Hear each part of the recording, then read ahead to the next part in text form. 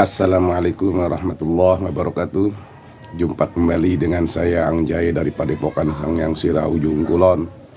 Untuk Nusantara dari Sabang sampai Merauke, berbeda-beda tetap satu, Bhinneka Tunggal Ika, NKRI harga mati, Pancasila Jaya. Pada malam ini saya tidak akan banyak berkomentar tentang yang rame-rame lagi viral ya. Tidak akan membicarakan tentang masalah itu dulu sementara ini. Ini bisa dikatakan intermezzo ataupun selingan ya. Dianggap saja hiburan, dongeng penghantar tidur. Jadi saya punya cerita. Dulu ada seorang anak yang tidak punya. Beliau tidak punya bapak dan sudah tidak punya ibu. Saudara pun tidak begitu memperhatikan beliau. Orang tersebut yang akan saya ceritakan,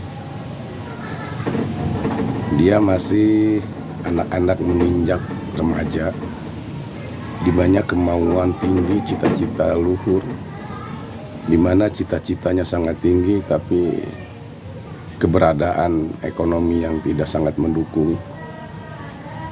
Dia ini sangat ingin sekali pesantren, belajar dan menimba ilmu agama kepada seorang ulama. Ingin pesantren, tapi kendalanya dia tidak punya biaya untuk biaya pesantren. Akhirnya dengan keberanian, niat ikhlas, ingin tolab ilmu, ingin belajar ilmu, dia datang ke rumah seorang kiai, ke pesantren kiai tersebut.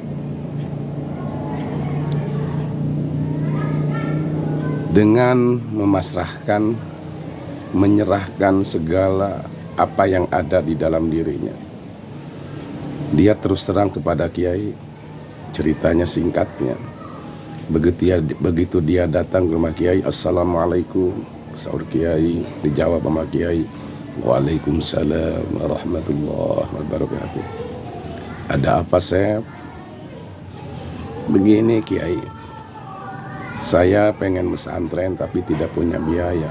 Orang tua sudah tidak ada, keluarga pun tidak begitu mendukung, bahkan ekonomi mereka juga pas-pasan.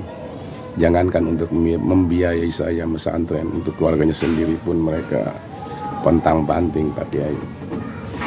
"Ya udah," kata Kiai, "kalau kamu memang ingin belajar ngaji, ingin pesantren di sini, nggak apa-apa, silakan ngaji aja di sini sesuai dengan kemampuan kamu. Kalau memang kamu mau pesantren, ya nggak apa-apa, masuk dalam," katanya. Jadi di pesantren itu kan ada yang dijamin ya oleh Kiai. Cuma kata Kiai, kalau pesantren di sini, kalau lagi ada Abah Kiai punya milik, Abah makan, kamu juga makan. Tapi kalau Abah nggak punya nasi, nggak punya makanan, kamu harus ikut juga. Kalau Abah puasa, kamu puasa. Mohon Abah Yai." "Iya Abah Yai," katanya.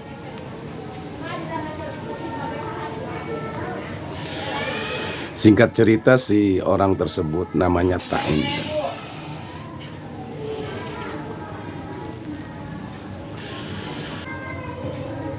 Orang tersebut namanya Ta'in.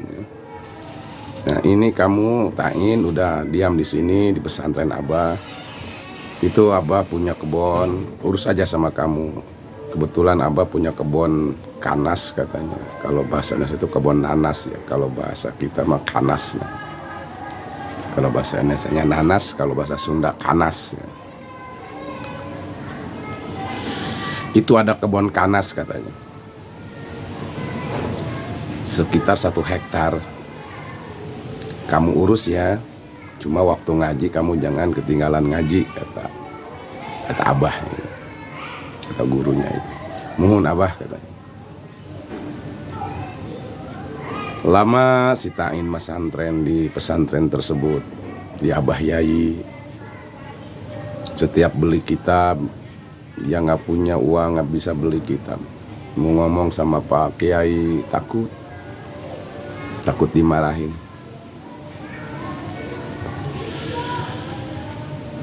Pada malam hari sebelum tidur,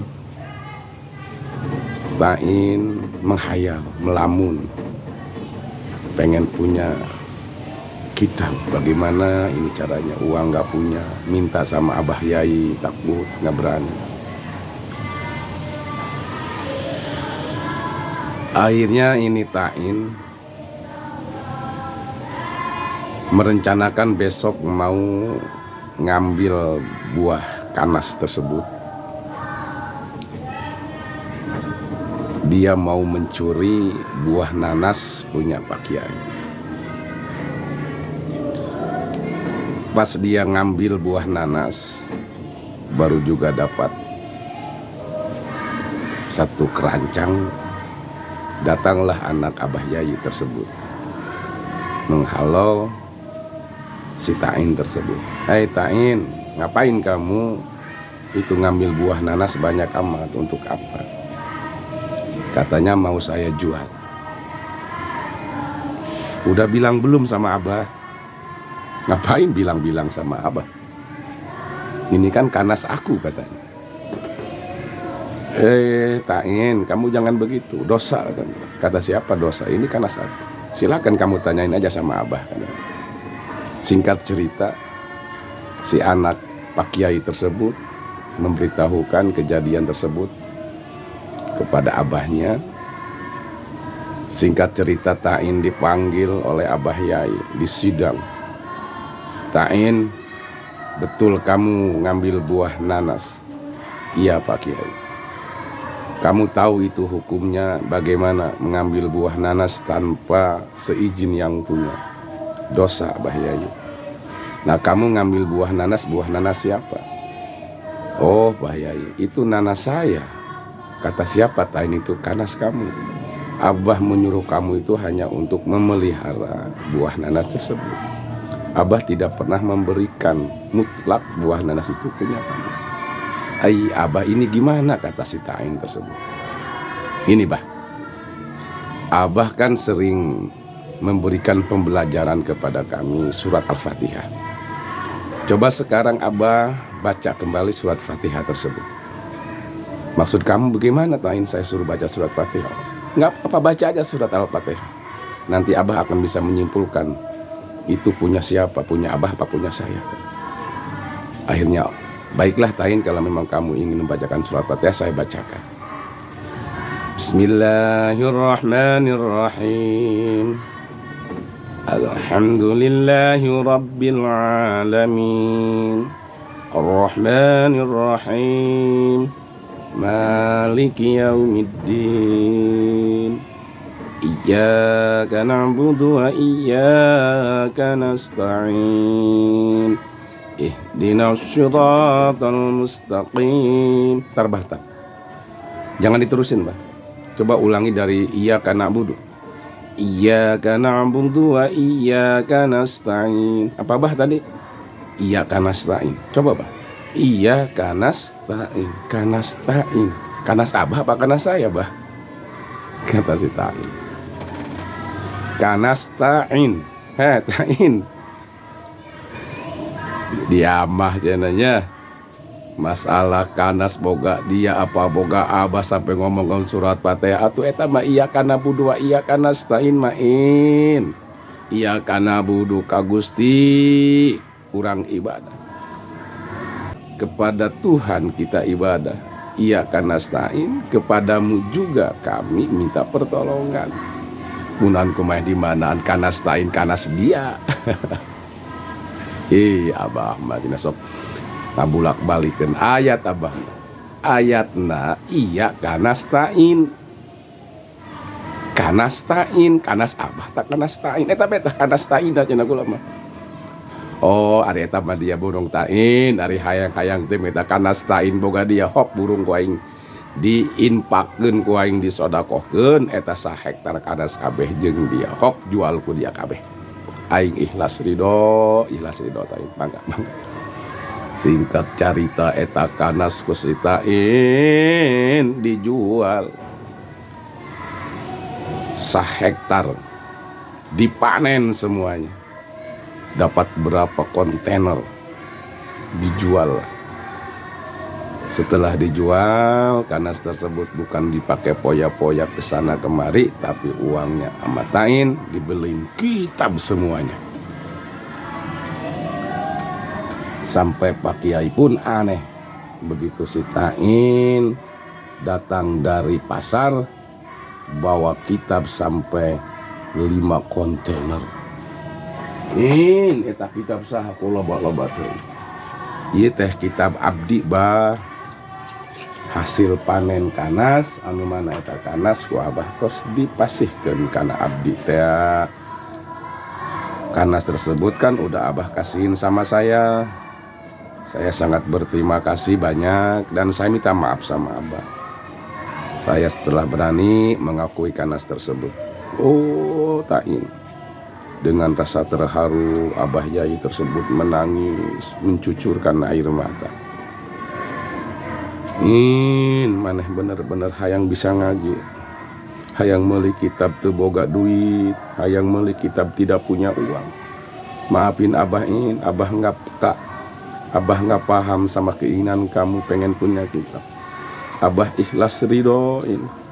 Kamu nggak salah nggak apa. Abah yang salah. Maafin Abah maafin Abah. Abah Tain yang salah bah. Maafin Tain bah. Maafin Abah. Nggak Abah yang salah.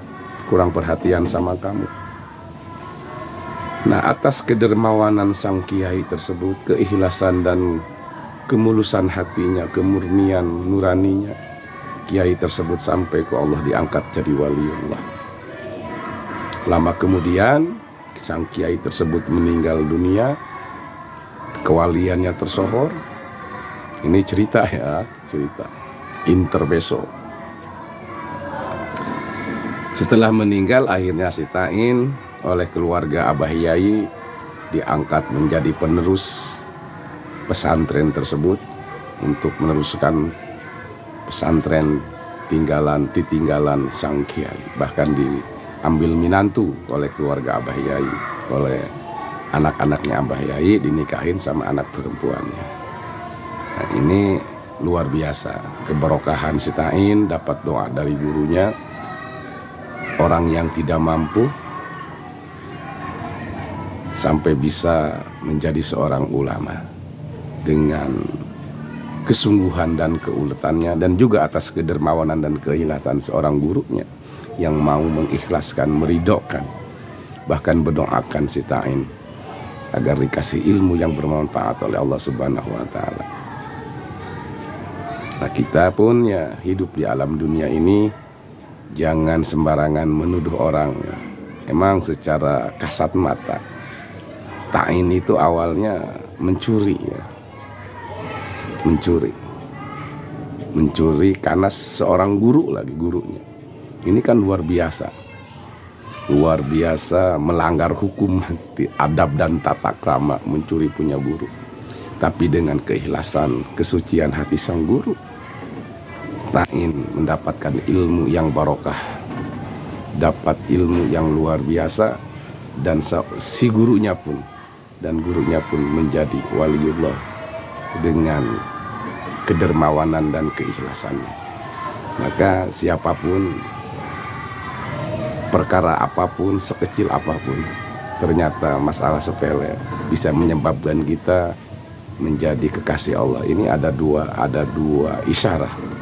Yang pertama, kedermawanan bisa menjadikan kita menjadi kekasih Allah.